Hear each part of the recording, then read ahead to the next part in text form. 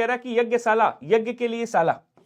उसके बाद कह रहा है वेद और पुराण, वेद और पुराण की बात कर रहा है, कह रहा है नवनिधि, 9 प्रकार की निधियां, देवलता लता रूपी देह, देहलता लता रूपी देह। यज्ञशाला में क्या होगा बच्चे, संप्रदान तत्पुरुष हो जाएगा आपका, क्या होगा, संप्रदान तत्पुरुष होगा। क्यों, क्योंकि ये एकदम सही है। कह रहा कि यज्ञशाला मतलब यज्ञ के लिए शाला बनाई गई है।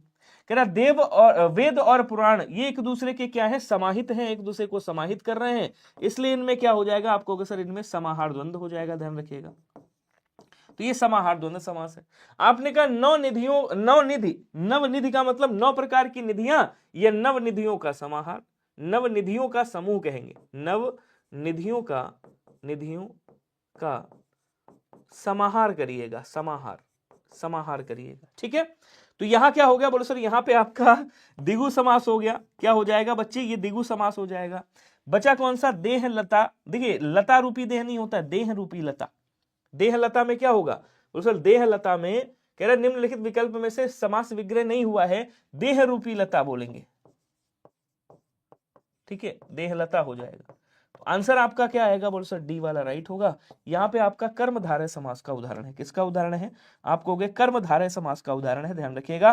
थोड़ा सा स्पीड में चलेंगे आज ये मुजस्सिमा बहुत तगड़ा है, सभी लोग आंसर जरूर करिएगा। अगला क्वेश्चन देखो, कह रहा धनुष उठाया ज्यों ही उसने और चढ़ाया उस पर बाण। क्या कह रहा है समझिएगा ध्यान से। सर जी टॉपिक वाइज करवा दो एक बार, प्रैक्टिस होगी, जरूर होगी, लेकिन कहीं और होगी, टॉपिक वाइज कराऊंगा मैं, ठीक है।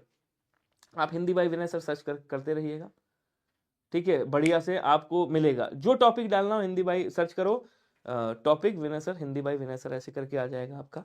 अब कह रहा धनुष उठाया ज्यों ही उसने और चढ़ाया उस पर बाण, धरा सिंधु नभ कांपे सहसा, विकल हुआ जीवों के प्राण, विकल हुए जीवों के प्राण। कह रहा मतलब धनुष उठाया ही था, मतलब धनुष उठाया और उस पर बाण चढ़ाया। जैसे ही बाण चढ़ाया, मतलब बाण चलाया नहीं है, बाण अभी चढ़ाया है। ये धनुष उठाया इस पर बाण नहीं, ये धनुष उठाया इस पर बाण चढ़ाया।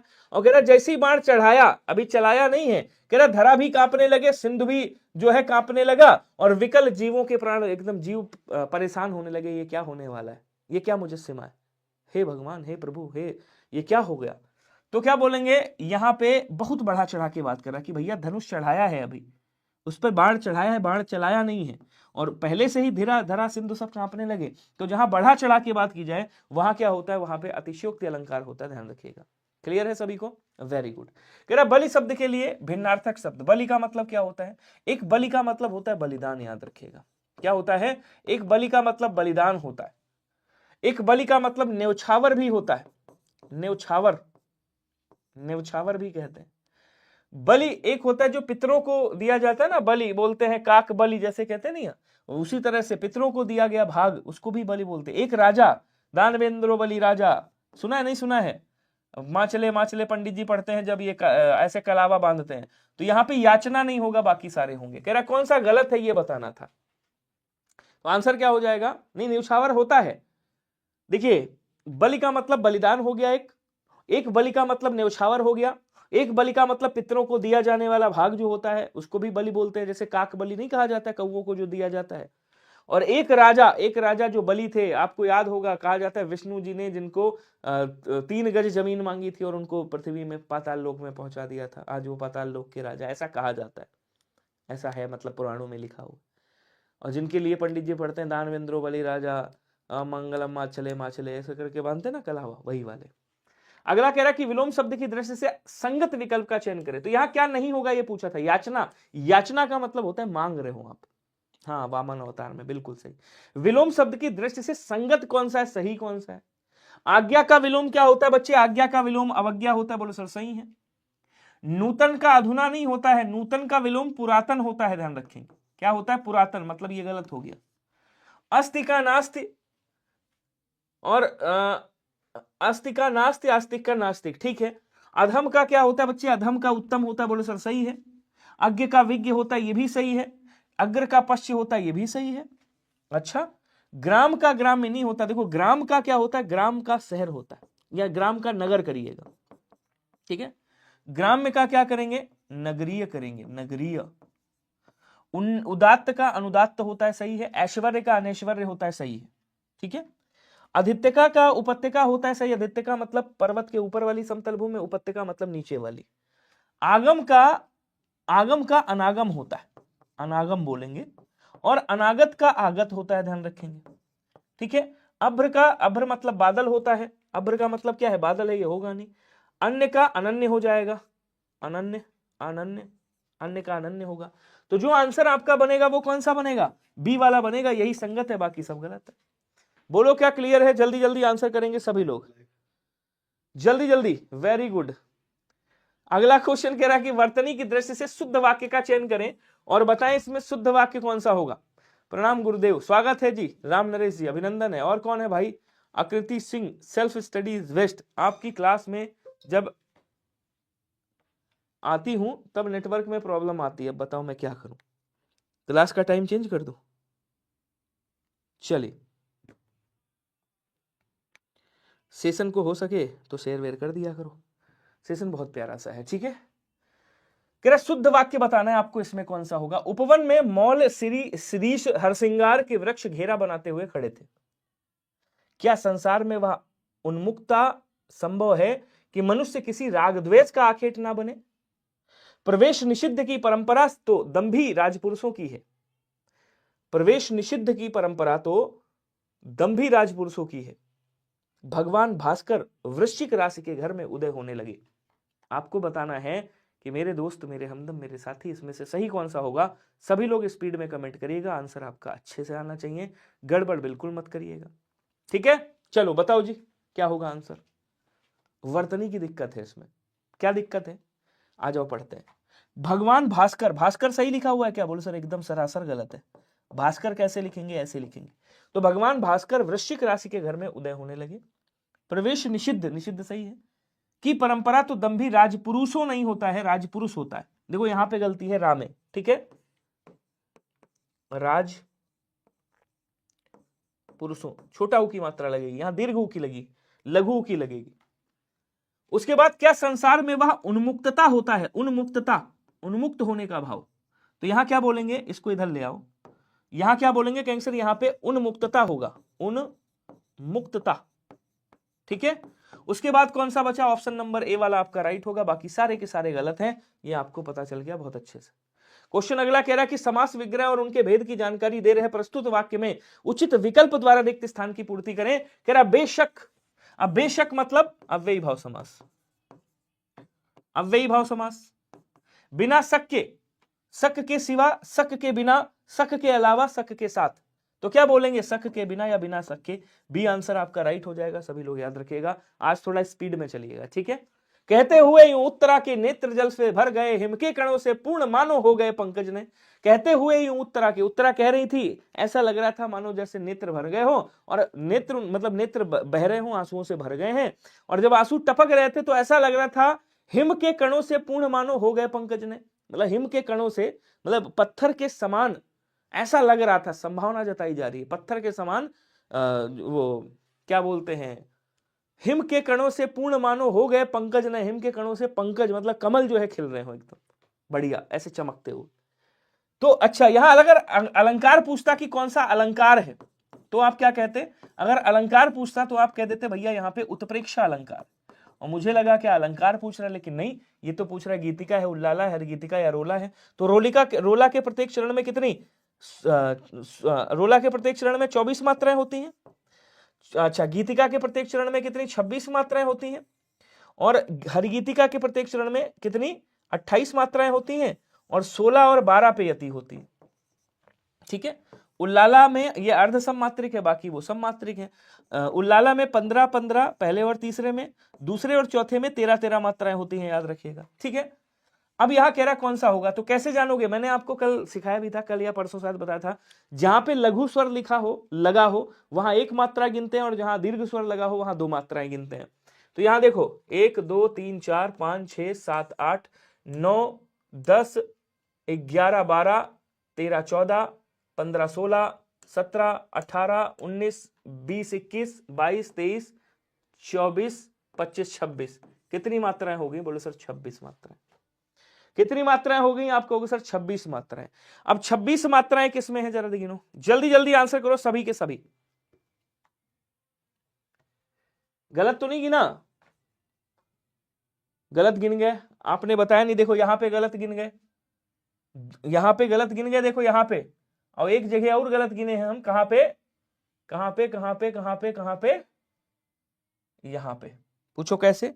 कल मैंने आपको, देखो एक चीज ये गलत होगी, एक यहां पे गलत है, क्यों समझो, यहां दो मात्राएं आएंगी और यहां भी दो मात्रा, ये आधा ता भी बना हुआ है, आधा ता की मात्रा इस पे आ जाएगी दो। अब गिनो, 1 2 2 4, 4 1 5, 5 2 7, 7 2 9, 9 2 11, 11 12 13 14 15 16 17 18 19 20 21 22 23 24 25 26 27 28, सही गिना?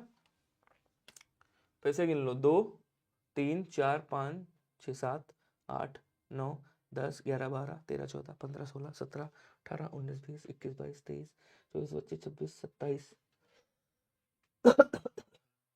एक और कहीं पे गड़बड़ है, या तो वर्तनी दिक्कत है, 28 होनी चाहिए थी मात्रा यहां पे, नीचे वाले में गिनते हैं, रुको, 1 2 3 4, 1 2 3 4 5 6 7 8 9 10 11 12 13 14 15 16 17 18 19 20 21 22 23 24 25 26 27, देखो 2 2 4 4 1 5 5 2 7 7 2 9 9 2 11 12 13 14 15 16 17 18 19 20 21 22 23 24 25, देखो फिर गलत मैंने गिन दिया यहाँ पे, 25 26 27 28 हो गई, 28 कितनी हो गई? 28 हो गई, ठीक है। तो यहां क्या हो जाएगा? बोले सर यहां गीतिका होगा, हरि गीतिका होगा, सी वाला आंसर राइट करिएगा, ठीक है, सी वाला आंसर क्या करिएगा? राइट करिएगा। अगला क्वेश्चन कह रहा है कि पुरुषवाची सर्वनामों के विषय में दिए गए निम्नलिखित कथनों में से कौन सा कथन सही नहीं है, आपको बताना है, आंसर करिएगा स्पीड में। हाँ, 26 गीतिका की और 28 जो है हरि गीतिका में होती है। अब कह रहा है पुरुषवाची सर्वनामों के विषय में दिए गए निम्नलिखित कथनों में कौन सा कथन सही नहीं है? कह रहे वह का प्रयोग पुल्लिंग स्त्रीलिंग दोनों में हो सकता है, बिल्कुल हो सकता है, देखते हैं जरा। आपने कहा वह आ रहा है, आ रहा है, आ रहा है, वह आ रहा है, और वह आ रही है, आपने कहा वह आ रही है। अब देखो ये क्या हो गया, आप कहोगे सर ये स्त्रीलिंग हो गया, भाई ये क्या है, आप कहोगे ये पुल्लिंग है, और ये क्या है, आप कहोगे सर ये स्त्रीलिंग है, मतलब स्त्रीलिंग और पुल्लिंग दोनों में हो गया। बोले सर ये स्टेटमेंट सही है। हमें उत्तम पुरुष कर्म कारक का बहुवचनी रूप है, अच्छा, वह हमें बुला रहा है। अब देखो वह क्या है, करता है, किसको बुला रहा है? हमें बुला रहा है, हम क्या है? कर्म हो गए, ठीक है। अब चूंकि हमें है, अब आपको पता है मैं का बहुवचन हम होता है, तो ये बहुवचन तो है, ये क्या है? बहुवचन है, बिल्कुल है, और मैंने कर्म कारक भी इसको बना दिया, कर्म कारक भी है, और हम क्या है? उत्तम पुरुष है, तो बोले सर उत्तम पुरुष भी है, इसका मतलब ये भी स्टेटमेंट सही है, ये भी स्टेटमेंट सही है। क्वेश्चन बड़े अच्छे अच्छे हैं, ध्यान से पढ़ लेना, सच बता रहा हूं, ये क्वेश्चन सारे जूनियर असिस्टेंट में छपने वाले हैं। कह रहा संबंध कारक में मैं का सही रूप मेरे को होता है, आपको पता है सर्वनाम में मेरे को ऐसा कोई भी शब्द नहीं होता, ठीक है, मुझे जरूर होता है या मुझको होता है, मेरे को नहीं होता। या के स्थान पे या के साथ ने का प्रयोग संभव नहीं है, कौन सा? ये तो सही कह रहा है, या के साथ ने नहीं आ सकता, तो ये स्टेटमेंट सही है, ठीक है। गलत कौन सा है? बोलो सर गलत यही वाला है, सी वाला आंसर आपका राइट होगा, ध्यान रखिएगा। एक बार आंसर करो, सही है, सभी को समझ में आया? अगला क्वेश्चन कह रहा है कि दिए गए वाक्य में किस विराम चिन्ह का उपयोग किया जाएगा, जिसकी पहचान कीजिए। आप आम कैसे खाते हैं, सबको पता है। अब आप आम सर क्लास चैप्टर वाइज ले लीजिए, हिंदी से सिलेक्शन होगा, अगर ले लूंगा सुधांशु जी, परेशान मत होइए, चैप्टर वाइज करा दूंगा, ठीक है। आप आम कैसे खाते हैं, तो यहां क्या लगेगा? यहां लगेगा क्वेश्चन मार्क, देखो यहां क्या लगेगा, पहले क्वेश्चन मार्क, ठीक है, यहां लगेगा क्वेश्चन मार्क, और उसके बाद कह रहा है सबको पता है, ये हो गया पूर्ण विराम, क्वेश्चन मार्क प्लस क्या हो गया? पूर्ण विराम। आंसर कौन सा हो गया? सॉरी, अच्छा यहां पे ये हटा दो, क्वेश्चन मार्क नहीं, यहां पे ये लगा दो, अल्प विराम लगेगा, और वो पूर्ण विराम आएगा लास्ट में, तो ये वाला आंसर सही हो जाएगा। वैसे क्वेश्चन मार्क भी लग सकता है, यहां क्वेश्चन मार्क है तो वो भी लग सकता है, दोनों लग सकते हैं, तो आंसर आपका सी वाला राइट होगा, या तो क्वेश्चन मार्क लगाओ या अल्प विराम लगा दो, ठीक है। क्वेश्चन अगला कह रहा है वन सारदी चंद्रिका चादर उड़े, इसमें कौन सा अलंकार है? वन को क्या बता रहा है? वन को सारदी बता रहा है, और चंद्रिका को क्या बता रहा है? चंद्रिका को चादर बता रहा है, कह रहा वन सारदी है और चंद्रिका क्या है, चादर है। क्लास रुक रही है, क्लास रुक रही है क्या, प्रॉब्लम आ रही है कोई? तो कह रहा वन को सारदी बता रहा है, चंद्रिका को चादर बता रहा है। तो जहां पे उपमेय को उपमान बता दिया जाए, जहां उपमेय में उपमान का अभेद हो, वहां क्या होता है, वहां पे आपका रूपक अलंकार होता है, याद रखिएगा।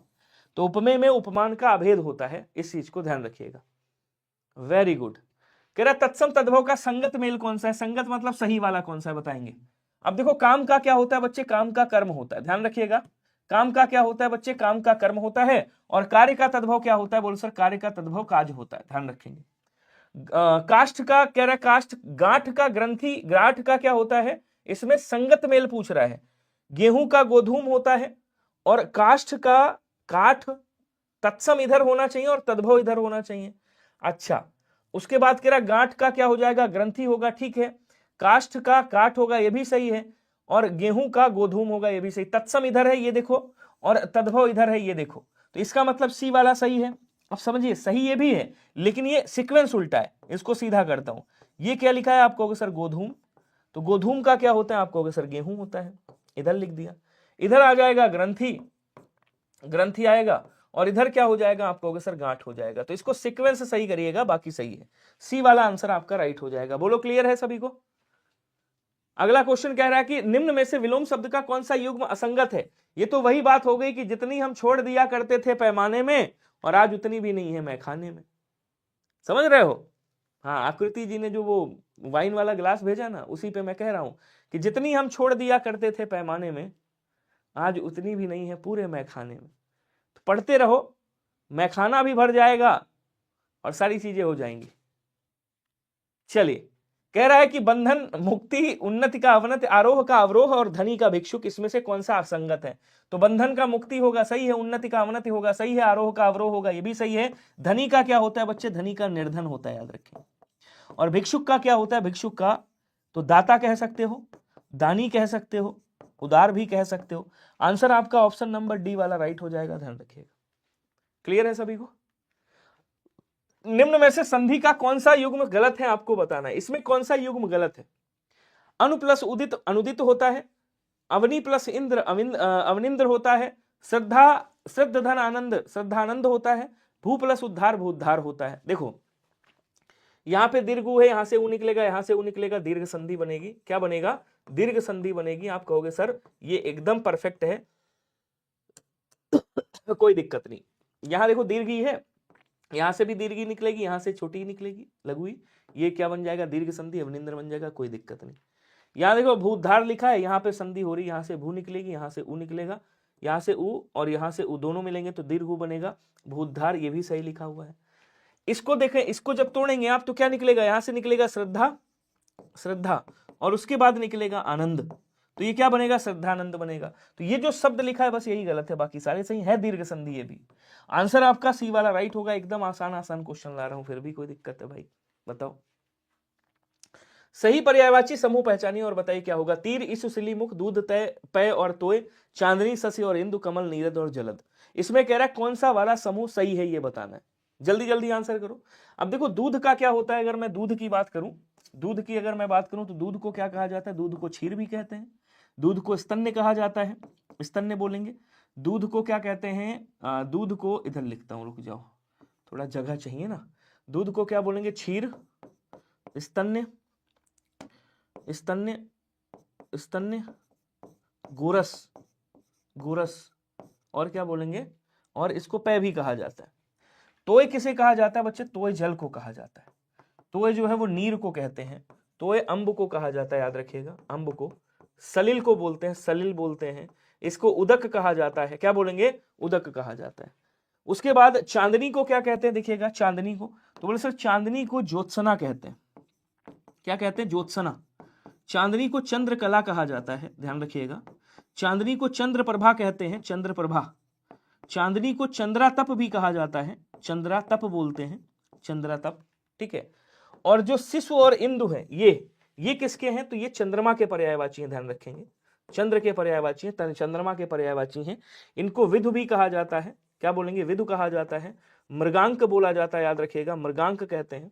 इसको मृगधर भी कहा जाता है, मृगधर, मृगधर बोलते हैं इसको। मिलिंद मिलिंद नहीं, मिलिंद तो भौरे को कहते हैं, मृगधर कहते हैं इसको। एक बड़ा प्यारा सा नाम है ससधर, इसको ससधर भी कहा जाता है, याद रखिएगा, ठीक है। हिमकर बोलेंगे, हिमकर। राकापति कहा जाता है इसको, राकापति। निशाकर बोलते हैं, निशाकर। हिमांशु, सुधांशु, ये सारे नाम होते ही हैं, आपको पता होगा। उसके बाद आ जाओ, कह रहा कमल का पर्यायवाची क्या होता है? कमल का पर्यायवाची पुंडरीक होता है, अरविंद होता है, अरविंद होता है, और भी कई सारे हैं। बाकी जल वाले पर्यायवाची के पीछे जा लगा देना। जलद किसका है? ये बादल का पर्यायवाची है, याद रखिएगा, ठीक है। तीर का क्या होता है बच्चे? तीर का बाण होता है, ध्यान रखेंगे, बाण बोलते हैं इसको। आशुक बोला जाता है, आशुक बोलते हैं इसको। क्या कहते हैं आपका, नाराज कहा जाता है, नाराज लिख सकते हो आप। इसको विशिख कहा जाता है, विशिख याद रखिएगा। इसको सर के नाम से भी जाना जाता है। तो ये सब तीर के पर्यायवाची हैं। सिलीमुख भी कहते हैं, सिलीमुख, लीग यहां पे। क्लियर है सभी को? बताइएगा। अगला क्वेश्चन क्या कह रहा है? किसी कथा के अंतर्गत आने वाली कोई दूसरी कथा को क्या कहते हैं? जल्दी जल्दी बताओ। किसी कथा के अंतर्गत आने वाली को दूसरी आप लोग शेयर मत करो, बिल्कुल बिल्कुल मत शेयर करो। आप लोग केवल अपना आंसर करते रहो बस। क्या हो रहा है क्या नहीं हो रहा है, दुनियादारी पे एकदम भरोसा मत करो। आपको आंसर करना है, आप आंसर करते रहो बढ़िया से, ठीक है। अगर पढ़ाई कर रहे हो तो थोड़ा बटने चलाते रहो, आंसर करो, और कुछ नहीं चाहिए मुझे, केवल बस आंसर करते रहो। मुझे आपके आंसर चाहिए, मुझे आपका शेयर नहीं चाहिए, मुझे आपका लाइक नहीं चाहिए। बस आप अपने लिए आंसर करते रहो, बस बातें मत करो, आंसर करो, अच्छा लगेगा, ठीक है। जल्दी जल्दी आंसर करेंगे सभी लोग। तो कह रहा किसी कथा के अंतर्गत आने वाली जो कथा होती, मान लो रामायण चल रही और अचानक से सबरी की कथा सुनाई जाने लगी, तो बीच में जो सबरी की कथा आती है उसको क्या बोलते हैं? उसको अंतर कथा बोला जाता है। क्या बोलेंगे? अंतः कथा बोलते हैं, सॉरी, अंतर कथा मतलब अंतः कथा हो जाएगा, ये वाला सही होगा, सी वाला आंसर करिएगा।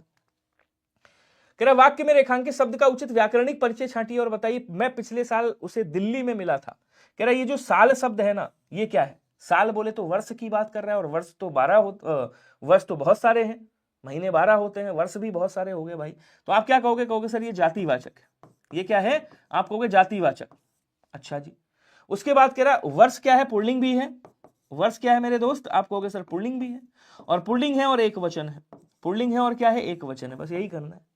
तो आंसर कौन सा हो जाएगा? जातिवाचक, पुल्लिंग, एक वचन। आंसर आपका सी वाला राइट होगा। क्या सभी का सी आया है? नमस्कार जी सुमिता जी। संज्ञाओं की दृष्टि से असंगत विकल्प छांटना है आपको, कौन सा होगा बताइएगा। व्यक्तिवाचक संज्ञाएं सदैव एक वचन में प्रयुक्त होती हैं। व्यक्तिवाचक संज्ञाएं अनंत होती हैं। ईर्ष्या, रोग, जन्म, मृत्यु आदि यौगिक भाववाचक संज्ञाएं हैं। उसके बाद कह रहा है व्यक्तिवाचक एवं भाववाचक संज्ञाओं का जातिवाचक संज्ञाओं में रूपांतरण किया जा सकता है। अब बताओ व्यक्तिवाचक का रूपांतरण जातिवाचक में कैसे करोगे? मैंने कहा आगरा लिखा है, ये क्या है? व्यक्तिवाचक है। मैंने कहा लखनऊ लिखा है, ये क्या है? व्यक्तिवाचक है। लखनऊ लिखा है, ये क्या है? व्यक्तिवाचक है। इनका क्या नाम है भाई? मैंने लिखा राम नरेश। मैं कहा राम नरेश लिखा है, ये व्यक्तिवाचक है, इसको जरा जातिवाचक में बदलो। कैसे बदलोगे? बदल पाओगे? नहीं बदल पाओगे, ये गलत। ईर्ष्या, रोग, जन्म, मृत्यु आदि यौगिक भाववाचक संज्ञाएं हैं, यौगिक शब्द हैं ये। और क्या है? भाववाचक संज्ञा। बोले सर ये भी सही, ये भी सही, ये भी सही। गलत कौन सा है? बोले सर गलत स्टेटमेंट यही है, डी वाला आंसर आपका राइट हो जाएगा। भाववाचक संज्ञा भी आपकी जातिवाचक में नहीं आती है, ध्यान रखिएगा, कुछ को अपवाद को छोड़कर। जैसे मान लो सहायता शब्द है, तो ये सहायता क्या है? आप कहोगे सर भाववाचक है। प्रेम क्या है? आप कहोगे सर भाववाचक है। घृणा क्या है? आप कहोगे सर भाववाचक है। मोहब्बत क्या है? आप कहोगे सर भाववाचक है। मोहब्बत क्या है भाई? भाववाचक है। प्यार क्या है? आप कहोगे सर भाववाचक है। सुंदरता क्या है? आप कहोगे सर भाववाचक है। अब इसको जातिवाचक बना के दिखाओ, बना पाओगे क्या? जातिवाचक बनाओ, क्या बना पाओगे इसको जातिवाचक? नहीं बना पाओगे। इसका मतलब आंसर आपका डी वाला क्या हो जाएगा? राइट हो जाएगा, ध्यान रखिएगा। क्लियर? क्वेश्चन अगला कह रहा है कि निम्नलिखित में से विलोम अर्थ के अनुसार असंगत विलोम युग्म का चयन करें। विलोम अर्थ के अनुसार जो असंगत विलोम युग्म है वो बताएगा, जो गलत है वो बताएगा। आधार का निराधार, आयात का अनायात, आगत का अनागत और अकेला का साथ। अब बताओ आंसर क्या होगा? जल्दी जल्दी स्पीड थोड़ा सा बढ़ा दो, बढ़िया क्वेश्चन है, अच्छे से करिएगा। अब देखो समझना, अकेला का दुकेला भी कर सकते हो और अकेला का साथ भी कर सकते हो। तो यहां क्या हो जाएगा? बोलो सर सही है, आगत का अनागत सही है, आधार का निराधार सही है, आयात का अनायात नहीं होगा, ठीक है ना। आयात का अनायात नहीं होता है, आयात का निर्यात होता है। आयात का क्या होता है? निर्यात होता है। आंसर आपका ऑप्शन नंबर बी वाला राइट होगा, ध्यान रखेंगे। क्लियर सभी को? अगला क्वेश्चन आपके बीच में कह रहा है कि कबीर की उलट बांसियों में कौन सा रस मिलता है? बहुत इंपॉर्टेंट क्वेश्चन है। कबीर की उलट बांसियों में कौन सा रस मिलता है, कोई बताएगा मुझे? करुण रस, शांत रस, विभत्स रस, अद्भुत रस। अद्भुत रस का स्थायी भाव विस्मय होता है। क्या होता है? विस्मय होता है। विभत्स रस का स्थायी भाव जुगुप्सा होता है, घृणा होता है, ध्यान रखेंगे। उसके बाद शांत रस का स्थायी भाव क्या होता है? बोलो सर, शांत रस का स्थायी भाव निर्वेद होता है। स्थायी भाव जरूर याद रखिएगा, एक क्वेश्चन आएगा। करुण रस का स्थायी भाव शोक होता है, ध्यान रखिए। कह रहा कबीर की उलटबासियों में अद्भुत रस का वो मिलता है, ध्यान रखिएगा। डी वाला आंसर आपका क्या होगा? राइट हो जाएगा। ठीक है, डी आंसर राइट होगा। ये बड़ा पुराना अच्छा क्वेश्चन है, लेवल वाला क्वेश्चन है। अगला कह रहा निम्नलिखित में से कौन सा शब्द विशेषण है, जरा बताइएगा। अब विशेषण जैसे आपसे पूछे वायु का विशेषण क्या होगा, आपको सर वायु का वायव्य होता है। पूछता नहीं पूछता? आपसे पूछे शिव का विशेषण क्या होगा, आप कहोगे सर शिव का शैव होता है। शक्ति का विशेषण क्या होता है, आप कहोगे सर शक्ति का शाक्त होता है, शाक्त।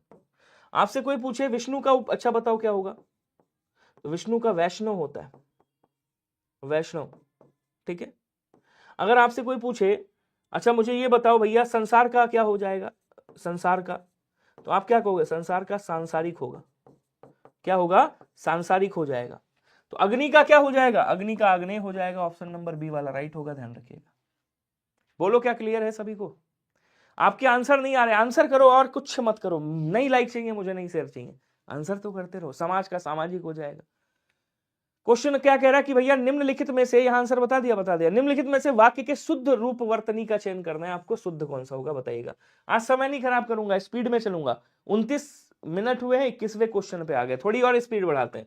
प्रत्येक देशवासियों, देखो हमेशा याद रखना, ये जो प्रत्येक शब्द होता है ना, प्रत्येक शब्द, ये सदैव एक वचन वाला शब्द है। कैसा है? सदैव एक वचन वाला शब्द है, एक वचन वाला शब्द है। तो जैसे यहां कह रहा प्रत्येक, तो इसके साथ देशवासियों नहीं आएगा। या तो प्रत्येक कहो या देशवासी कहो, मतलब प्रत्येक कहोगे तो देशवासी कहोगे, तो या तो प्रत्येक कहो या देशवासियों कहो, मतलब ये गलत हो गया। तो प्रत्येक देशवासी को देश की सेवा में, या देशवासियों को, तो प्रत्येक देशवासी कह दो चलेगा।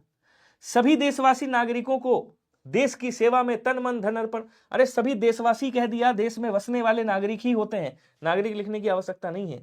सभी नागरिकों को देश की सेवा में देशवासियों की तरह, नागरिक और देशवासी एक ही बात तो है। फिर सही कौन सा होगा? बोलो सर बी वाला सही होगा। प्रत्येक देशवासी को देश की सेवा में तन मन धन अर्पण करना चाहिए। आंसर क्या होगा? राइट हो जाता है, ध्यान रखेंगे। ठीक है। निम्नलिखित में से असंगत और बेमेल शब्द कौन सा है? अज्ञ, गणितज्ञ, संगीतज्ञ, राजनीतिज्ञ। भाई राजनीति जानने वाला राजनीतिज्ञ है, संगीत जानने वाला संगीतज्ञ है, गणित जानने वाला गणितज्ञ, ये किसी ना किसी विषय के ज्ञाता है। अज्ञ का मतलब क्या होता है? अज्ञ का मतलब होता है ना जानकार, ना जानकार, जो कुछ ना जानता हो। ठीक है। तो आंसर आपका ये वाला राइट होगा, यही आपका भिन्न है, बाकी सारे सही हैं। आपके आंसर नहीं आ रहे। बाह्य प्रयत्न के आधार पर वर्णों के मुख्यतः कितने भेद होते हैं, कोई बताएगा? जल्दी जल्दी आंसर करो। अरे रचना जी के में क्लास रुक रही है भाई, यहां तो कुछ नहीं रुक रहा है, आपके नेटवर्क में प्रॉब्लम है, तो उसको सही कर लीजिए। आप छत पे बैठ जाइए, अटारी पे आ जाइए, सबसे ऊपर अट्टालिका पे। 22 का 11 आ रहा है एंजल जी का। 23वें क्वेश्चन पे आ गए हम लोग, थोड़ा स्पीड बढ़ाइएगा। Very good. कितने होते हैं? बोलो सर 2 होते हैं। अब 2 कौन कौन से होते हैं? तो आप कहोगे सर एक होता है आपका अघोष, एक होता है अघोष, और एक कौन सा होता है? तो आप कहोगे सर एक होता है सघोष या घोष। सघोष या कौन सा होता है? बोलो सर घोष होता है, ध्यान रखिएगा। अब अघोष की अगर आप बात करोगे तो प्रत्येक वर्ग का कौन सा पहला और दूसरा अघोष होता है। उसके बाद अघोष आपके कौन से? तो आप कहोगे सर सा हो गया, ये वाला सा हो गया, और आपका ये वाला सा हो गया, ये अघोष होते हैं। मतलब इधर 10 हो गए और इधर 3 हो गए, 13 अघोष होते हैं। सघोष की बात करोगे तीसरा, चौथा और पांचवा सघोष होता है। उसके बाद सभी स्वर, क्या बोलेंगे? सभी स्वर, सभी स्वर क्या होते हैं? सघोष होता है। उसके बाद या, रा, ला, वा और हा, या, रा, ला, वा और हा, ये भी सघोष होते हैं। मतलब 5 तरीका 15 हो गए, और उसके बाद 11 हो गए, और उसके बाद ये 4 हो गए। तो 5 4 9 और 1 10 का सिफर हासिल लगा, 1 2 और इधर हो गया 3, एक कोई बच रहा है। या, रा, लावा हो गया और हा हो गया, सभी स्वर हो गए। ला और अढ़ा लगा दोगे, वो जो ला और अढ़ा एक होता है ना, उसको लगा दोगे तो 31 हो जाएंगे। ऑप्शन नंबर ए वाला आपका राइट हो गया, ध्यान रखिएगा। अगला क्वेश्चन कह रहा अनार का पर्यायवाची क्या होता है, कोई बताएगा? अनार को क्या कहा जाता है? आपको सर अनार को दाड़िम कहते हैं। क्या कहते हैं भैया? दाड़िम कहते हैं, ध्यान रखिएगा। इसको मणिबीज भी कहा जाता है, इसको सुखप्रिय भी कहा जाता है। ये सुखप्रिय है, सुख को प्रिय लगता है ये। ठीक है। इसको क्या बोलते हैं सर? इसको वल्क फल भी कहा जाता है, याद रखें। तो जो आंसर बनेगा वो कौन सा बन जाएगा? ऑप्शन नंबर बी वाला बनेगा। अम्ब का पर्यायवाची लिख चुका हूं, ये जल का पर्यायवाची होता है, और क्षीर का भी पर्यायवाची लिख चुका हूं, ये दूध का पर्यायवाची होता है। कह रहा है कि अनार का नृशंस और बर्बर ये दोनों दुष्ट के पर्यायवाची हैं, निर्दय के पर्यायवाची। किसके हैं? निर्दय आतताई के पर्यायवाची हैं। अमी हो गया, जीवनोदक हो गया, ये अमृत के पर्यायवाची। किसके हैं? अमृत के, जिसको अमी कहा जाता है, जिसको अमी के नाम से जाना जाता है, जिसको पीयूष कहा जाता है, पीयूष बोलेंगे। इसको सुरभोग कहा जाता है, सुरभोग। इसको जीवनोदक भी कहते हैं, ध्यान रखिएगा। बोलो, क्लियर हो रहा है सभी को? अगला क्वेश्चन कह रहा है कि प्रतिभट कटक कटीले केते और काटी काटी कलिका सी कलकी कले देत काल को। नहीं समझे? फिर से समझिए। कह रहा है कि प्रतिभट कटक कटीले केते काटी काटी कालिका सी कलकी कल्यो देत काल को। तो आपको पता है ना, अनुप्रास अलंकार में जहां वर्णों की आवृत्ति हो, क्या बोलेंगे? जहां वर्णों की आवृत्ति हो रही हो, जहां वर्णों की क्या हो, जहां वर्णों की आवृत्ति हो, वर्णों की रिपीटेशन हो, वहां क्या होता है? बोलो, वहां पे आपका अनुप्रास अलंकार होता है और इसके 5 भेद होते हैं, याद रखें। और यहां किसकी आवृत्ति हो रही है? आप कहोगे सर का वर्ण की आवृत्ति हो रही है। का वर्ण की क्या हो रही है? बोलो सर का वर्ण की आवृत्ति हो रही है, याद रखिएगा, का वर्ण की आवृत्ति। ठीक है। और जब एक ही वर्ण की आवृत्ति हो, जब एक ही वर्ण की आवृत्ति हो तो वहां क्या होता है? वहां वृत्त्यानुप्रास होता है, ध्यान रखिए। ये क्या हो जाएगा? आप कहोगे सर ये वृत्त्यानुप्रास होगा। आंसर आपका ऑप्शन नंबर डी वाला राइट हो जाएगा। बोलो क्या क्लियर है? जल्दी जल्दी, बहुत बढ़िया। कह रहे चंदन जी, कह रहे हैं चंदन सर हमारे, Vinay sir rock. I am absolutely 100% totally definitely rock. चलिए, अब कह रहा है उषा सुनहरे तीर बरसाती जय लक्ष्मी सी उदित हुई। इसमें कौन सा अलंकार है? अब देखो, समझना पहले। कह रहा उषा क्या है? उषा सुनहरे तीर बरसा रही है। जो उषा है वो सुनहरे तीर बरसा रही, जय लक्ष्मी सी उदित हुई। आप कहोगे विनय भैया आपने कहा था कि जहां पे सासी से सम समान सदृश आ जाए वहां क्या हो, लेकिन समझिएगा भी, आंसर मत करिएगा। सासी से आ जाए, सम आ जाए, समान आ जाए, क्या बोलेंगे? समान आ जाए, सरिस आ जाए, सरिस आ जाए, और सदृश आ जाए, वहां क्या होता है? उपमा अलंकार होता है। लेकिन मैंने ये भी कहा था कि जहां पे निर्जीव चीजों में, जहां पे निर्जीव चीजों में मानव के क्रियाकलापों को रोपित किया जाता है वहां मानवीकरण अलंकार होता है। मैंने कहा था, अभी आंसर मत करना। आप लोगों ने आंसर कर दिया उपमा अलंकार, नहीं होगा। कह रहा उषा सुनहरे तीर बरसाती। पहले यहां तक देख लो, पहली लाइन को हम सबसे ज्यादा, हमेशा पहली लाइन को प्रायोरिटी दी जाती है। और पहली लाइन में क्या कह रहा है कि उषा सुनहरे तीर बरसाती। तो उषा सुनहरे तीर, भाई तीर कौन बरसाएगा? अर्जुन, राम, जो मानव है वो तीर बरसाते हैं। लेकिन यहां उषा मतलब सुबह तीर बरसा रही है। तो ये क्या हो गया? मानवीकरण अलंकार होगा। आंसर आपका ऑप्शन नंबर बी वाला होगा। अगर पूछता दूसरी लाइन में कौन सा है, तब आप कर देते यहां पे कौन सा, तब आप कर देते यहां उपमा अलंकार। इसीलिए मैं कहा था सोच समझ के आंसर करिएगा। कह रहा कि शुद्ध मुझे ऐसे लोगों पे बड़ी गुस्सा आती है, कृति सिंह, जो नेक्स्ट क्वेश्चन कहते हैं। मैं बता रहा हूं, दोबारा ये मत बोलना नेक्स्ट क्वेश्चन, ठीक है? प्लीज रिक्वेस्ट कर रहा हूं आपसे। शुद्ध वाक्यांश बोधक, मैं जितनी स्पीड में दे रहा हूं उतनी स्पीड में कोई देगा भी नहीं पूरे यूट्यूब पे, आप जाकर देख लीजिएगा कि इतना एक्सप्लेनेशन के साथ, गारंटी है 10 11 20 30 पढ़ा के निकल लेंगे सब। और केवल आंसर टिक करना हो तो मैं नेक्स्ट नेक्स्ट करता हूं, फिर तुम किताब में जाके नेक्स्ट नेक्स्ट कर लो, उठाओ किताब और मार एकदम नेक्स्ट नेक्स्ट कर लो, सही हो जाएगा। यहां क्या करने आए हो इतनी लंबी चौड़ी बना के आईडी? शुद्ध वाक्यांश बोधक शब्द नहीं है, कौन सा बताइएगा? जो जीता ना जा सके अजय कहलाता, आकाश में उड़ने वाला खग, और गोद लिया हुआ दत्तक, और जो गिरा हुआ हो पतित। जो गिरा हुआ हो उसे पतित कहते हैं, सही है। गोद लिया हुआ पुत्र, जिसको पुत्र को गोद लिया वो दत्तक पुत्र। ऐसा नहीं कि पड़ोसी के पुत्र को गोद लिया वो भी दत्तक हो गया, नहीं, जिसको विधि विधान से आपने गोद लिया। जो जीता ना जा सके अज्ञेय कहते हैं। खग पक्षी का पर्यायवाची जरूर होता है, लेकिन खग का मतलब आकाश में उड़ने वाला नहीं। आकाश में उड़ने वाला या तो आप खेचर कहोगे या आप इसको नभचर कहोगे। क्या कहोगे? या आप नभचर कहोगे। तो आंसर आपका क्या बनेगा? बी वाला राइट बनेगा, ध्यान रखिएगा। क्वेश्चन अगला क्या कह रहा है देखेंगे। कलियां दरवाजे खोल खोल अब जब झुरमुट में मुस्काती हैं। अब कह रहा है कलियां दरवाजे खोल रही हैं और उसके बाद मुस्का भी रही है झुरमुट में। तो कलियों को कभी मुस्काते हुए देखा है? दरवाजों को, कलियों का कोई घर होता है जो दरवाजे खोलेंगी? इसका मतलब यहां भी क्या है? कवि ने मानव के क्रियाकलापों को रोपित किया है। यहां भी क्या होगा? यहां भी मानवीकरण अलंकार आपका हो जाएगा। पर्यायवाची शब्दों के संबंध में असंगत युग्म कौन सा होगा बताइएगा? तरणी, द्रोणी, उडुप नाव के पर्यायवाची हैं। पासहस्त, सावित्रे, कृतांत बलराम के पर्यायवाची हैं। अंबसार, इंदुमणि, प्रवाल मोती के पर्यायवाची हैं। सलिलेश, क्षीरद, अर्णव समुद्र के पर्यायवाची हैं। क्वेश्चन का लेवल मैंने बढ़ाया है, लेकिन अच्छे क्वेश्चन है, आपको ये एग्जाम में काम आएंगे। तो बड़े ध्यान से पूरे मनोयोग के साथ इनको समझते हुए चलो, ठीक है? Very good.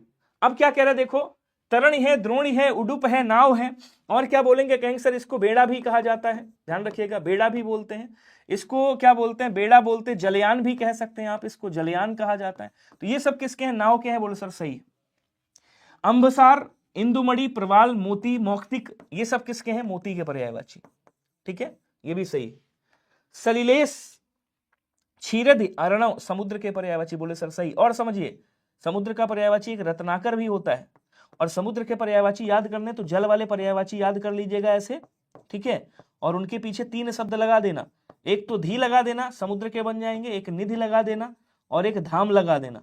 जैसे ये लगाओगे ये सब समुद्र के बन जाएंगे। यहां पे जो बचा है पाशहस्त, सावित्रेय, कृतांत, ये सब किसके हैं, ये सब यमराज के पर्यायवाची, जिनको सूर्यपुत्र भी कहते हैं, सूर्यसुत या सूर्यपुत्र बोलते हैं, जिनको दंडधर कहा जाता है, इनको प्राणांतक भी कहते हैं, प्राणांतक, इनको काल भी कहा जाता है, याद रखिएगा।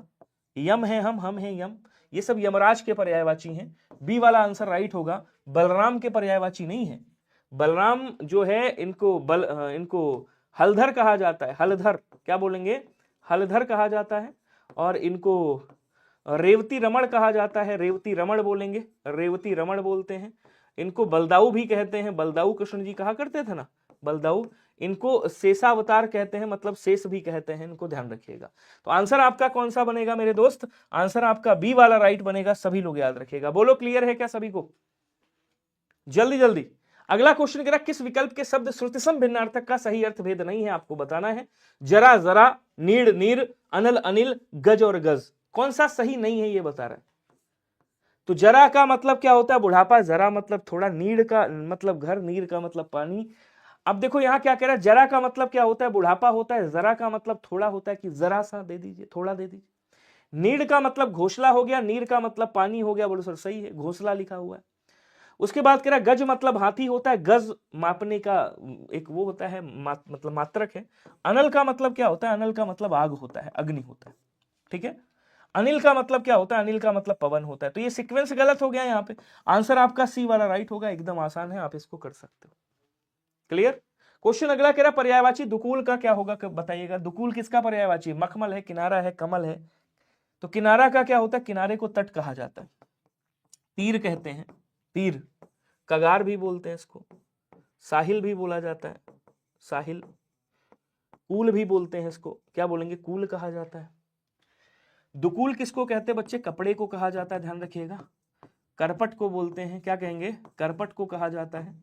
वस्त्र को बोलते हैं, अंबर को बोलते हैं, अंबर अंबर को बोलते हैं, वस्त्र को बोलते हैं, और क्या बोलेंगे, पट भी कहा जाता है, वसन भी बोला जाता है, परिधान कहा जाता है, परिधान बोलेंगे, चीर कहा जाता है, ध्यान रखिएगा, चीर। आंसर कौन सा है आपका, ऑप्शन नंबर ए वाला राइट हो जाएगा, सभी लोग याद रखिएगा। क्वेश्चन अगला कह रहा निराला की कविता जूही की कली किस छंद का उदाहरण है, बताइएगा। चलिए, आकृति Singh, self study is best, answer करो सभी लोग। मेरे में क्लास अच्छी चल रही है, आपके नेटवर्क प्रॉब्लम है, उसको सही कराइए। बात करूंगा अभी अंबानी जी से, बोलूंगा भाई नेटवर्क थोड़ा बढ़ा दीजिए। इसका बताइएगा, निराला की जो कविता है जूही की कली, एंजल जी बताइएगा आंसर। वर्णिक छंद है, मात्रिक छंद है, मुक्तक छंद है, या इनमें से कोई नहीं। बढ़िया क्वेश्चन है। जूही की कली ये किसकी है, सूर्यकांत त्रिपाठी उर्फ निराला की है, और सूर्यकांत त्रिपाठी निराला की बड़ी फेमस है, इसको क्या बोलते हैं, मुक्तक छंद बोलते हैं। सी आंसर राइट हो जाएगा, ये मुक्तक छंद है। क्वेश्चन अगला कह रहा मूर्धन्य, अल्पप्राण, घोष व्यंजन, वर्ण उदाहरण कौन सा है, बताइएगा। मूर्धन्य होना चाहिए। अब देखो आपको याद होगा, मैंने KTM 2 याद कराया था, KTM 2, KTM 2, ये डी लिखा, के से कंठ हो गया, टी से तालव्य हो गया, मुंह से एम से मूर्धन्य हो गया, डी से दंत, ओ से ओष्ठ। उसके बाद कचट तप याद कराया था, कचट तप, कचट तप। अब देखो ये कावर्ग, चावर्ग, टावर्ग, तावर्ग, पावर्ग। अब कह रहा पा फा बा भा, पा कहां से बोला जा रहा है भैया, ओष्ठ से बोला जा रहा है, कहां से, ओष्ठ से बोला जा रहा है। उसके बाद ता था दा धा, ता कहां से, दंत से, ता था दा धा, ये दंत से बोला जा रहा है, दंत से। उसके बाद कह रहा टा ठा डा ढा, ये बोले जा रहे हैं। अब इसको देखो, टा ठा डा ढा, टा ठा डा ढा, डा ढा अणा, ये हो गए। अब कह रहा है अल्प प्राण होना चाहिए। ये देखो, ये पहला है, ये दूसरा है, ठीक है, ये तीसरा है, ये चौथा है, और ये पांचवा है। और अल्प प्राण कौन कौन से, तो अल्प प्राण जो होता है प्रत्येक वर्ग का पहला, तीसरा और पांचवा होता है। इसका मतलब कौन कौन कट गया? तो देखो एक तो ये कट गया, ठीक है, और कौन सा कटा? बोलो सर एक ये कट गया, दो उड़ गए। अब आ जाओ, कह रहा घोष होना चाहिए पहला और दूसरा, सॉरी घोष मतलब तीसरा, चौथा और पांचवा, तीसरा, चौथा और पांचवा होना चाहिए। तो देखो यहां पे तीसरा भी है और यहां पे पांचवा भी है, बात समझ पाए? लेकिन किसकी बात कर रहा है? अल्प प्राण होना चाहिए। तो अब देखो यहां पे कौन सा है? यहां पे केवल ये वाला मिल रहा है, सी वाला आंसर कर दोगे। समझ पाए नहीं समझ पाए? अगला क्वेश्चन क्या कह रहा है? देखो नीचे दिए गए विकल्पों में से कौन सा विकल्प सही नहीं है, जरा बताइएगा, कमेंट में आंसर करेंगे। बाण है, सर है, विसिक है, आसु। बाण का पर्यायवाची कह रहा है सर, विसिक, आसुक है। वृक्ष का तरु द्रुम पेड़ कह रहा है, सिंह का शार्दुल व्याघ्र विटप कह रहा है, उत्कर्ष का समृद्धि उन्नत प्रगति कह रहा है। आ जाओ फोड़ता हूं इसको। तो बाण का मैं लिख चुका हूं पीछे, बोलो सर बाण का सर, विसिक, आसुक सही है, कोई दिक्कत नहीं है। वृक्ष का क्या होता है? वृक्ष पेड़ का पर्यायवाची है, इसको पादप बोलते हैं। इसको साखी कहा जाता है, याद रखेंगे। इसको द्रुम कहा जाता है, याद रखिएगा। तरु कहा जाता है, तरुवर बोला जाता है, क्या बोलेंगे? तरुवर कहा जाता है। इसको गाक्ष कहा जाता है, गाक्ष। तो लिख दिया मैंने सारे। और ये तरु है, द्रुम है, पेड़ है, बिल्कुल सही है। और यहाँ एक शब्द और लिखना है आपका, विटप। विटप भी किसको कहा जाता है? पेड़ को ही कहा जाता है, याद रखिएगा। अच्छा, तो ये भी सही है, ये भी सही है।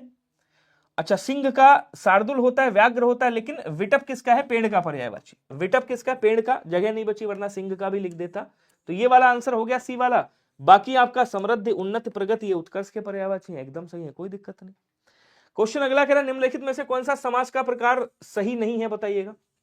विद्या भंडार, तत्पुरुष समास, यथा नियम, अव्ययी भाव समास, पंचवटी, दिगु समास, पर्णकुटी, द्वंद्व समास। इसको तोड़ेंगे, क्या निकलेगा आपको? सर विद्या का भंडार। क्या निकलेगा? विद्या का भंडार निकलेगा।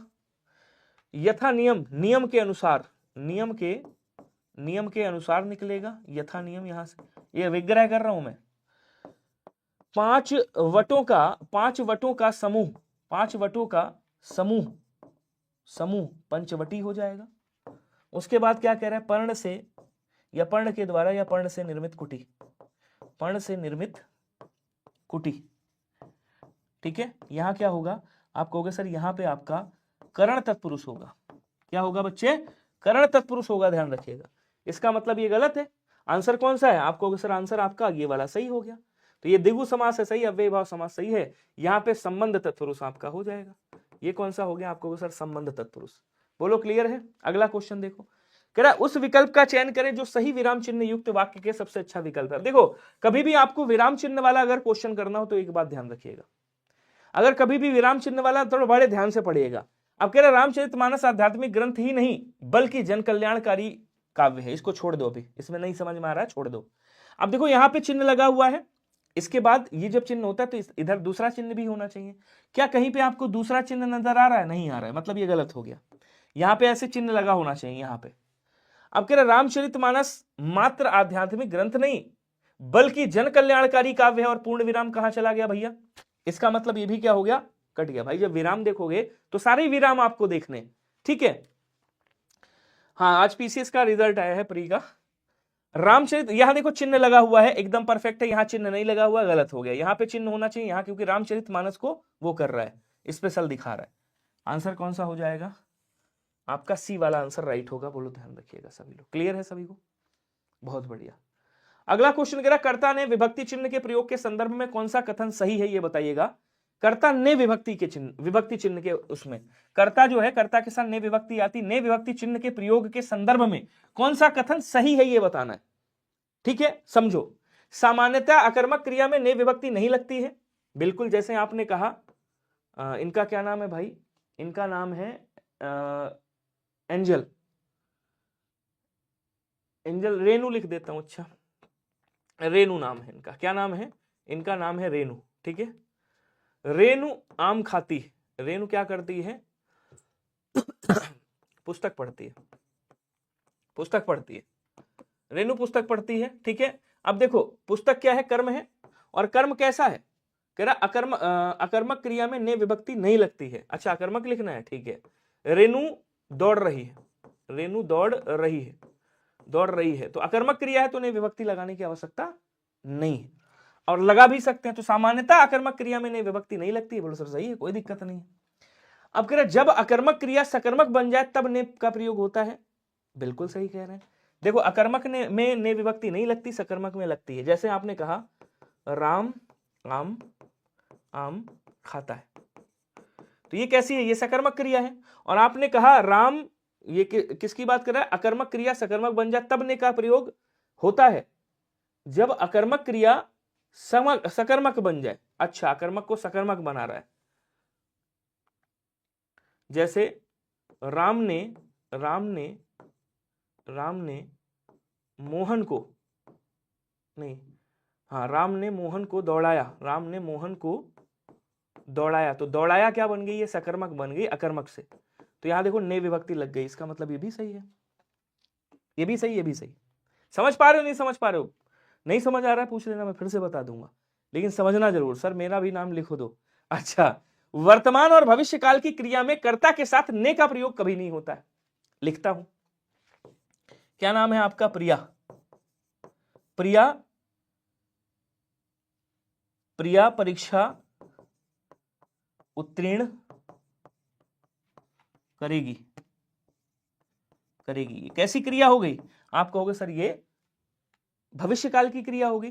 क्या भविष्य काल के साथ मैंने कर्ता के साथ ने विभक्ति लगाई? नहीं लगाई, क्योंकि भविष्य में कर्ता के साथ ने विभक्ति नहीं लगती, और अकर्मक में भी ने विभक्ति नहीं लगती, अकर्मक में भी नहीं लगती। जैसे आपने कहा एंजल, एंजल क्या करती है, एंजल पढ़ रही है, पढ़ रही है, तो ये कैसी है, वर्तमान क्रिया है, इसके साथ भी ने विभक्ति नहीं लगी। इसका मतलब डी इज राइट आंसर, उपरोक्त सभी सही है।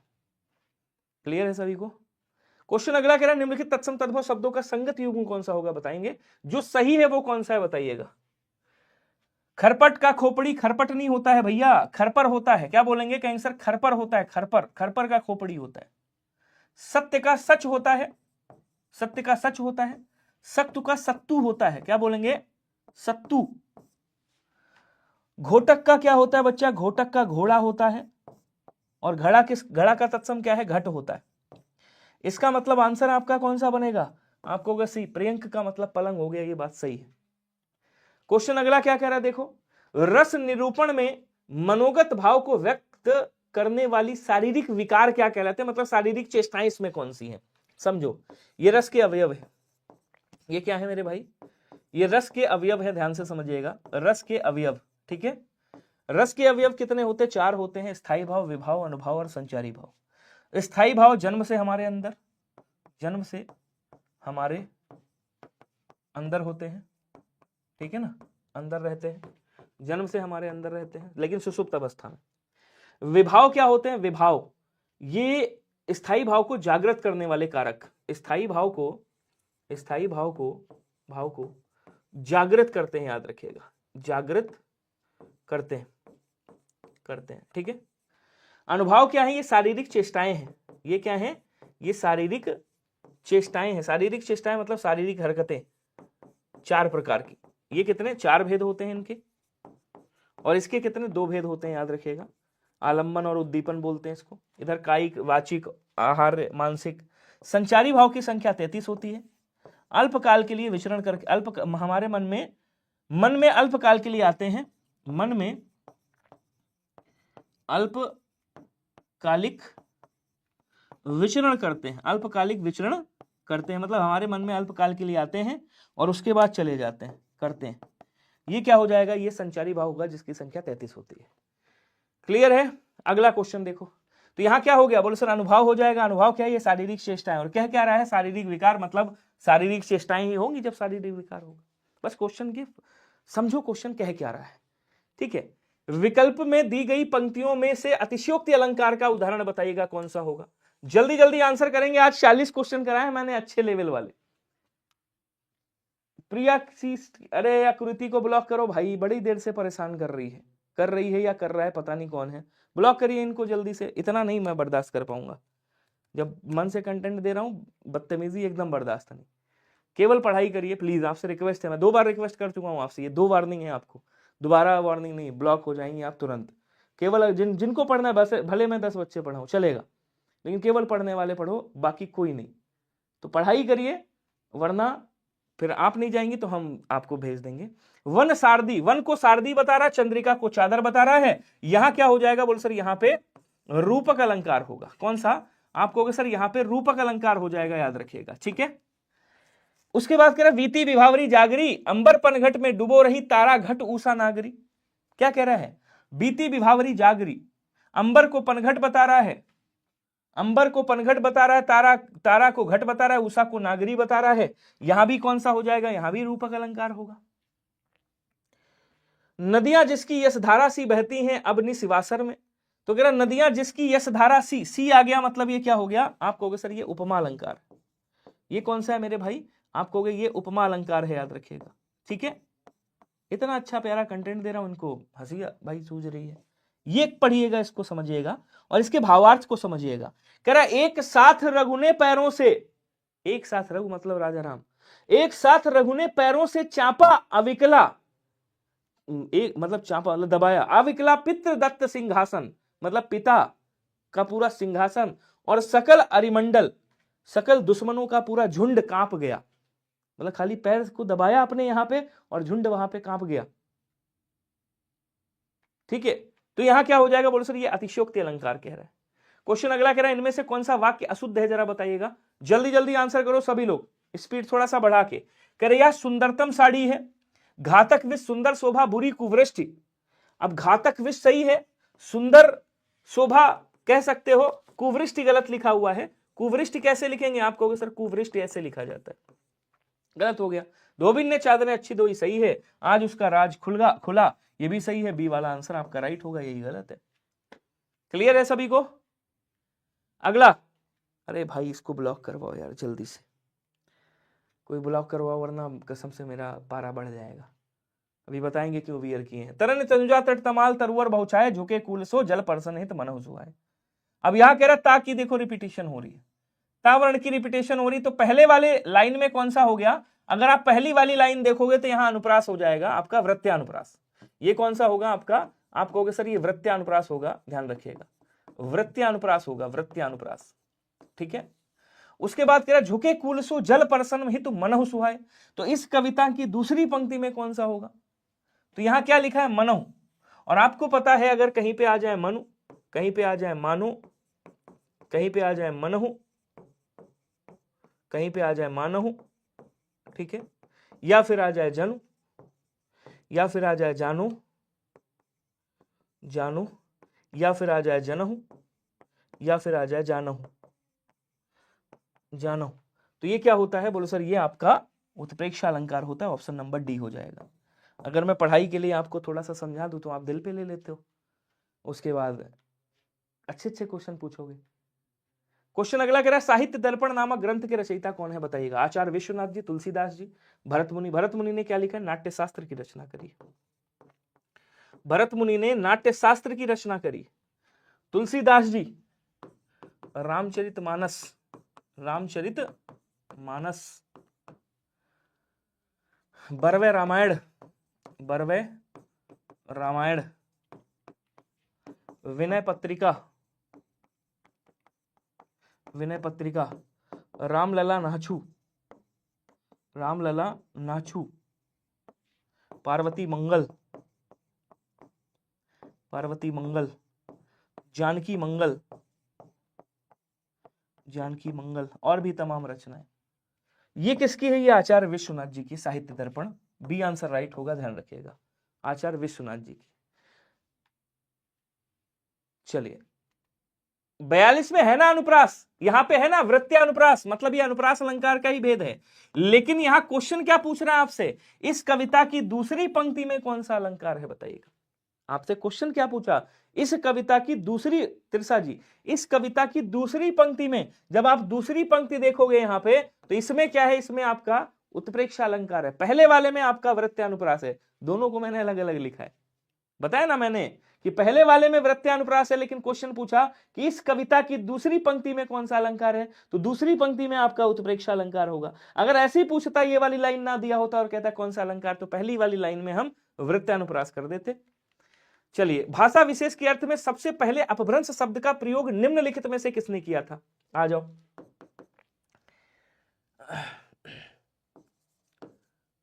अपभ्रंश का जनक कौन? अपभ्रंश का जनक किसे कहा जाता है बताइएगा, जल्दी जल्दी आंसर करेंगे। अपभ्रंश का जनक किसे कहा जाता है बताएंगे? अपभ्रंश का प्रथम कवि कौन है जरा बताइएगा। और उसके बाद कह रहा है कि अपभ्रंश भाषा विशेष के अर्थ में सबसे पहले अपभ्रंश शब्द का प्रयोग किस कवि ने किया है? यहां पे कोई बताएगा? अब देखो समझो, अपभ्रंश का जनक किसको कहते हैं? पाणिनि को कहा जाता है। क्यों? क्योंकि इन्होंने अष्टाध्यायी लिखा था और इन्होंने सबसे पहले संस्कृत का अपभ्रंश किया था। अपभ्रंश का मतलब होता है तोड़ना या टूटा हुआ रूप, तो इन्होंने सबसे पहले वैदिक संस्कृत का अपभ्रंश किया। ठीक है, उसके बाद अपभ्रंश के प्रथम कवि जिन्होंने पहली बार कविता लिखी अपभ्रंश में, वो कौन है? तो आप कहोगे सर वो स्वयंभू साहब है। वो कौन है? तो आप कहोगे सर वो स्वयंभू साहब है। लेकिन अपभ्रंश का प्रयोग सबसे पहले किसने किया? तो आप कहोगे सर चंड जी ने किया।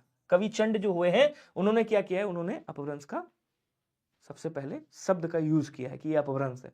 किस शब्द में बहुव्रीहि समास नहीं है आपको बताना है। चक्र है जिनके पाणी अर्थात हाथ में, अर्थात कौन? विष्णु जी। चतुर्भुज, चार भुजाएं हैं जिनकी, अर्थात कौन? आप कहोगे अर्थात विष्णु जी। पंचानन अर्थात 5 हैं, आनन बोले तो मुख जिसके, अर्थात कौन? आप कहोगे अर्थात या तो शिव जी या सिंह को भी कहा जाता है। शिव और सिंह दोनों को कहा जाता है। पंचपात्र क्या बोलेंगे? कहेंगे सर 5 पात्रों का समूह। पात्र है तो समूह होगा। ठीक है, तो यहां पे क्या हो जाएगा? यहां पे आपका द्विगु समास होगा। बाकी सब में क्या है? बाकी सब में आपका बहुव्रीहि समास है। डी वाला आंसर आपका क्या होगा? राइट